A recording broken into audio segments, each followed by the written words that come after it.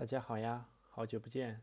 这期我们来讨论一下，就是说关于这个为什么要买这个老款的安卓手机啊？然后因为我给同事从国内带了2台过来，然后这边来进行说明一下，然后做一下与最新的1+11、1+12和这个 SE Pro 的对比啊。先看这个视频的主要内容吧。首先，马上我会说一下演示一下这个真机，然后会做一下比较详细的配置对比。然后分析一下这用户的需求吧，为什么我要买这种便宜的手机呀？还有就是说购买的注意事项以及注意事项啊，这里还挺多事情需要说一下的。然后最后会说一下我关于这个视频的总结。好，接下来呢，我会做出这个真机演示啊。我们来上手看一下这两个一加 SE Pro 的这个真机啊，看一下这个绿色，绿色这背后应该是光面的，可能像是玻璃一样的质感。然后可以打开看一下屏幕里面，这块屏幕其实也是挺优秀的。然后另外我们看一下黑色，黑色的话这个触感应该是磨砂的，背后有点感觉像塑料一样的。然后它们现在这个凸起做的就基本上粘在一块了，手感会稍微好一点。好，这时候我们再来看一下它这个送的配件啊。它这个手机最大的一个特点就是它有这个这个应该是这个非常高瓦数的100多瓦的这个充电头啊，非常的厚重，然后是双向 C 口的。因为这是国行嘛，国行它这个是这个国内的接口。然后看一下它这个充电线，它这次线也比较有意思啊，因为这次这个充电瓦数特别高嘛，所以它这个线也是特别加粗处理过的。而且有一点可以说一下，就是它这个线应该是1米左右。然后它这个线有个好处，就是之前我这个 Mac，就是它这个电池屏蔽效果是挺好的。我之前 Mac mini 有个问题，就是说接那个移动外接硬盘的时候，它会 PCIe 硬盘的时候，它会 WiFi 受到干扰，但是用这个线就不会啊。这时候我们来看一下它这个送的2个这个原装的这个保护套，对吧？我们可以把它戴上看一下。这个保护套的原装这个质量其实还是挺不错的，我挺喜欢这种，就是说这种开箱，对吧？然后里面什么都有，对吧？看一下这个黑色的。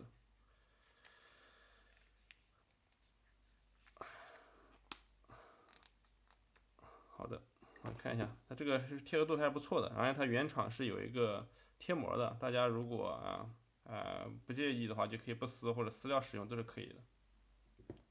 好，真机的演示大概就到这里啊，后面我来讲解一下它的功能，对吧？然后接下来下一部分呢，对吧？我们来看一下这个配置的对比啊。然后这里我要做一下解释啊。首先，这个 SE Pro 在海外版就是1+10T 啊。然后我刚对照了看一下它的配置，还有一些它这个，我去激活我的谷歌账号的时候，发现他给我发的邮件说这个本台设备是1+10T，我这时候才反应过来。然后这时候我们对比的就前2天刚发布的1+12最新的型号，当然这是旗舰型号，这SE Pro 呢可能属于中高端一点吧。然后它的发售时间是去年的8月份，其实到现在为止来看，其实就1年。然后这个价格呢，对吧？这就是最津津乐道的一点，对吧？你看这个，首先，对吧？它这只要2059块，这是现在京东的售价。我当时买的时候2093，是双11时候买的，所以现在还降了几十块钱。啊，对比1+12呢，对吧？这4299，对吧？这便宜了2000多块，2200块，对吧？便宜非常多。然后这时候我们来看一下主要的核心的部件。你看从硬盘内存来看，对吧？对吧？这个SE Pro，对吧？内存还大一点啊。我不知道是不是因为内存涨价了呀，还是怎么回事？这1+12，对吧？内存搞小了呀，现在。还有就是从电池来看，这个东西就是仁者见仁，智者见智啊。就是其实150瓦快充这个事情是非常有独创啊，当时应该市面上最高的吧，差不多是最高的第一梯队之一吧。后来可能发现就是说，这是充电控制到20分钟之内，这是件挺厉害的事情。这可能就是当时据我所知，海外这个1+10T 卖的还是不错的。国内的话，可能后面发现这个需求啊，可能大家还是更关注于大电池，充电呢，对吧？可用就行啊。所以说你控制半小时之内，可能大家接受度都还没有差别特别大，但是你电池大了一些之后，用户体感可能会更好一点。那这点可能是不同方案的折中吧。这可能说这个150瓦充电这个成本可能会高一点，因为充电头会大，大概就这样。然后从摄像头来看的话，这个明显就是1+12，对吧？这是非常高端的一套这个组合方案，对吧？这个5000万、4800、6400，对吧？加上这个前置，这前置应该不是1600，这前置可能好像是3200吧，这个应该可能写错了。然后这个从我们来看 SE Pro 对吧？其实这是 IMX 766，对吧？在5000万，其实这个呢还是可用的。这个之前在1+9 Pro 的那广角镜头上用的也是同样的这颗 CMOS。然后广角呢就是明显就是凑数的，这个微距也是凑数的。这个前置呢其实1600万前置是绝对够用的，没有任何问题。然后它是没有哈苏色彩方案的，这哈苏用哈苏那个有那个哈苏 logo 的话，它的颜色会好看一点。马上在后面这个对比样张里面，对吧？我可以给大家看一下。然后从 CPU 角度来看呢，对吧？你看这个是 SE Pro 是8+8Gen 1，对吧？其实它们的制程都是4纳米的制程。然后主要看跑分的话，其实确实这个现在是8Gen 3这个确实这个能效包括这个跑分确实是好很多，对吧？但是我们看到这一看，哎，2000块钱的售价，对吧？哎，还这样啥自行车，对吧？这肯定是绰绰有余的。然后另外看重量，对吧？其实现在的这个呢，就是水桶的机型什么都很强，但是就是重量确实也挺吓人的。之前我现在用的是一加的9 Pro，就是197克，觉得就蛮重的了。然后现在干到203克，所以还好吧，基本上没有太大变化这个模具。然后这个屏幕呢，它肯定跟旗舰是有差距的，但是500尼特的屏幕，对吧？400的 PPI 还是可以接受的。就是2000块钱要啥自行车？因为一加10T 在海外的售价，我其实是840多欧，对吧？你基本上800欧，对吧？这花6000，单卖是6299克朗，对吧？你在国内现在才卖2000块钱，对吧？这简直就是白捡这个手机。好，我们看一下这个用户需求用户需求就是，你看，基本上如果只是居家日常使用，对吧？那拍照还不错，对吧？有个高清的主摄，其实一般就主摄用的会多一点，其他的副摄像头其实用的并不是特别多。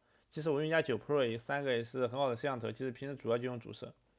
然后主要大电池、快速充电，对吧？不管是100瓦还是150瓦，对吧？充电20分钟，对比苹果，对吧？那个动辄2、3个小时充电的时间，对吧？这个19瓦，19分钟跟这个26分钟，对吧？都是可以接受的，都非常的厉害。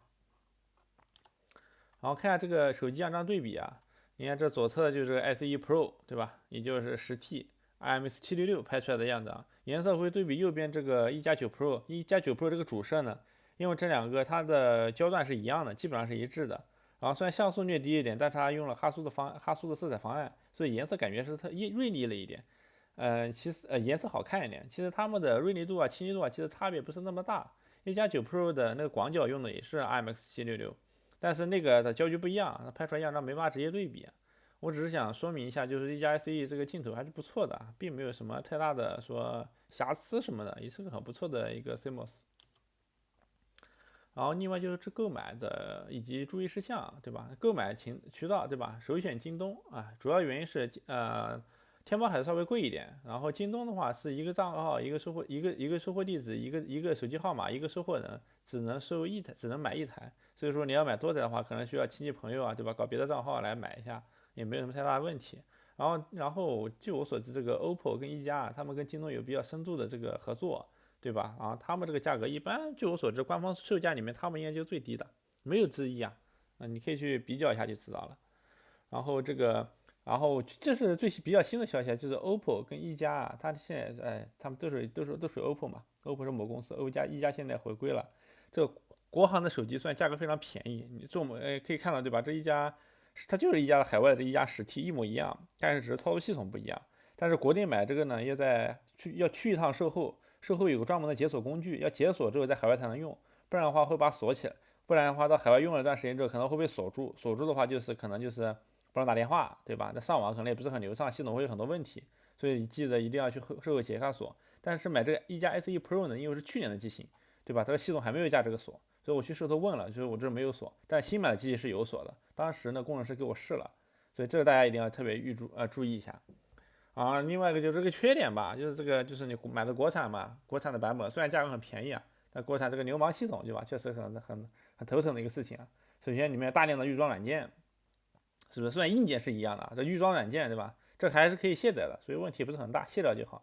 然后隐私，这个隐私问题其实怎么说呢？你很难规避吧？就是它这个系统就是确实到处让你签各种隐私协议这国内这个厂商这个节操也不是那么的高尚对吧？大家怎么说呢？为了这个价格对吧？你忍一忍，对吧？然后呢，我也可能不太能忍，就是这个垃圾新闻推送对吧？这个万一稍微就什么下拉页什么到处推送软件安装垃圾新闻推送简直非常辣眼睛对吧？我大概看了2000块的面子上是吧？忍一忍就过去了。然后关于这谷歌的 GSM 安装啊，这个安装主要就是谷歌商店可以安装谷歌的软件，还有包括这谷歌地图啊这些的服务，对吧？必须要装这个谷歌的 GSM 套件，对吧？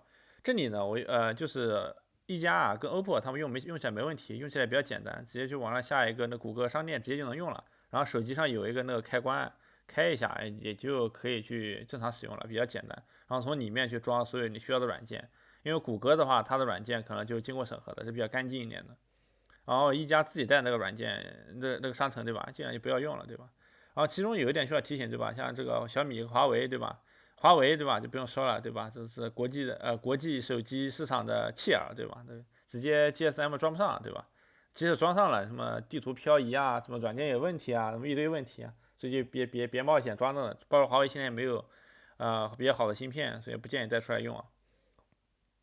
然后小米的话，小米这公司现在也是摆烂的很厉害啊，对吧？因为我这边也有个之前买了个小米的青春10吧，就之前手机坏了，临时买过来用，结果小米那手机啊，我偷偷放在那儿之后，偷偷自己更新了，把我之前自己装这个 GSM 套件自动给我卸载了，我自己还装不上，到现在我还没装上，一懒最近没空没去折腾这个事情，所以小米啊就是就放弃它吧，这个手机这个公司对吧，也不是啥靠谱公司。然后关于总结啊，总结的话就是说，对吧，在这个消费主义盛行的当下，对吧，我们要理性消费，然后非必要不消费，对吧？做这个视频只想告诉大家，就是这个手机市场这个水还是蛮深的，电子消费品这东西更新迭代也非常快，没必要买这个特别新的。而且最近两三年吧，这手机到了个非常大的瓶颈，对吧？支撑没什么进步，主要在架构上做了一些优化。然后我感觉就是这个带电进化还就是进步还是挺明显的。然后总体来说，电池什么的，虽然标志150瓦的充电，其实峰值功率不可能到150瓦的，顶多一两分钟吧。啊，还有就是这个100瓦，其实充的也没有那么慢，这都可以，主要还看比谁比较便宜啊，硬件上差距没那么大，厂商利润还是蛮高的，所以大家就是看清商业本质，对吧？啊，买到自己最合适宜的这个电子产品啊。所以这期节目就做到这里啊，希望大家点赞、评论、关注、点亮小铃铛，谢谢大家，拜拜。